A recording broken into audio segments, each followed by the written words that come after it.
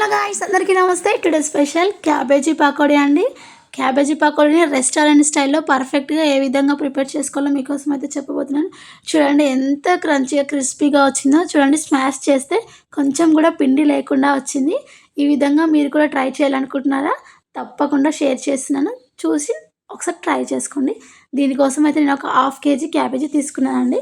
మా వాడైతే కొద్దిసేపు ఆడుకుంటా మమ్మీ అంటే, ఓకేనన్నా ఆడుకో, వాడి సంతోషం కన్నా ఎక్కువేముంది. సో ఆడుకున్నాను. నేను కట్ చేస్తా మమ్మీ అంటే ఆఫ్ చేసేసాడు. చూడండి, ఈ విధంగా నేను వీడియోలో చూపించే విధంగా చిన్న చిన్న పీసెస్గా సన్నగా తరుముకోండి. మరీ పెద్దగా ఉంటే క్యాబేజ్ అనేది ఉడకదు. క్యాబేజ్ మనం మధ్యలోకి కట్ చేసినప్పుడు కాడ అనేది తీసేయాలి. అది ఉంటే పకోడీ అనేది ఉడకదండి. అది ఎంత వేయించినా మెత్తగానే ఉండిపోతుంది. ఓకేనా? మొత్తం క్యాబేజీని చిన్న చిన్న ముక్కలుగా కట్ చేసుకొని అందులో కొద్దిగా పసుపు, కొద్దిగా సాల్ట్ వేసుకొని పిసికి పెట్టుకోవచ్చు. లేదా డైరెక్ట్గా కూడా యాడ్ చేసుకోవచ్చు. నేనైతే డైరెక్ట్గా చేసేసుకుంటున్నానండి. కొద్దిగా కారం, కొద్దిగా అల్లం వెల్లుల్లి పేస్ట్, ధనియా పౌడర్ 2 టేబుల్ స్పూన్, కొద్దిగా జీలకర్ర స్మాష్ చేసి యాడ్ చేసుకోండి. ఈ మిశ్రమాన్ని మొత్తం బాగా కలిపేసుకోండి.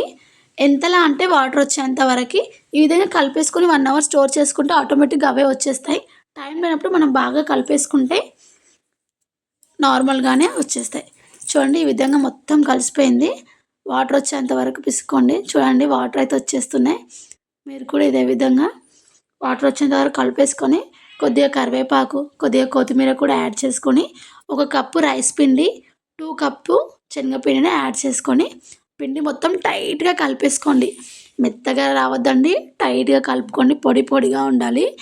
70% మాత్రమే కలవాలి. వాటర్ అనేది అస్సలు యాడ్ చేయొద్దు.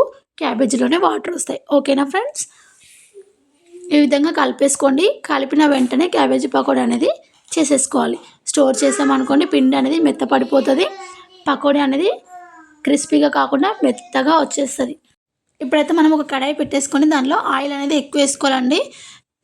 పకోడీ చేసేటప్పుడు పకోడీ మొత్తం మునిగిపోవాలండి. ఎందుకంటే ఈ క్యాబేజ్ పకోడీ మొత్తం మునిగితేనే పర్ఫెక్ట్గా వస్తుంది. ఆయిల్ కొద్దిగా వేసుకొని చేసుకుంటే పర్ఫెక్ట్గా రాదండి. ఓకేనా? ఆయిల్ అనేది ఎక్కువగా వేసుకొని వేళ్ళతో కొద్దిగా చుంచుకుంటూ వేసేసుకోండి. చూడండి, ఈ విధంగా గంట మాత్రం వెంబటే కలపొద్దు. ఒక 10 మినిట్స్ తర్వాత టర్న్ చేసుకోవాలి. చూడండి, ఈ విధంగా అయ్యింది. ఈ టైంలో మనం తీసేసుకుందాం. మంటను మీడియం టు హై ఫ్లేమ్లో పెట్టుకొని చేసుకోవాలండి. మనం పకోడీ వేయగానే కలిపేసుకుంటే పిండి కిందికి, ఆకులు అనేవి పైకి తేలిపోతాయి. చూడండి, మరొక వావి వేసుకుందాం. ఈ విధంగా మరొకసారి వేసుకుంటున్నానండి. మీరు కావాలంటే బాల్స్లా కూడా చేసి యాడ్ చేసుకోవచ్చు, మంచూరియా టైపు. ఆ విధంగా వేసుకుంటే ఉడకదండి. ఈ విధంగా చేసుకుంటే పర్ఫెక్ట్గా ఉడికిపోతుంది.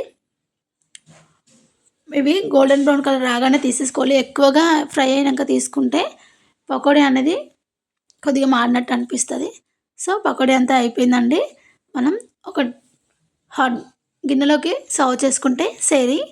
చూడండి, బాగా చూస్తుంటే తినబుద్ధి అవుతుంది. దీన్ని ఒక 2-3 వెండిమిర్చి, కరివేపాకుతో గార్నిష్ చేసుకుంటే సరి. ఏ విధంగా వచ్చిందో కమెంట్ బాక్స్లో కామెంట్ చేయండి. Thank you for watching. Please subscribe to my channel. Thank you.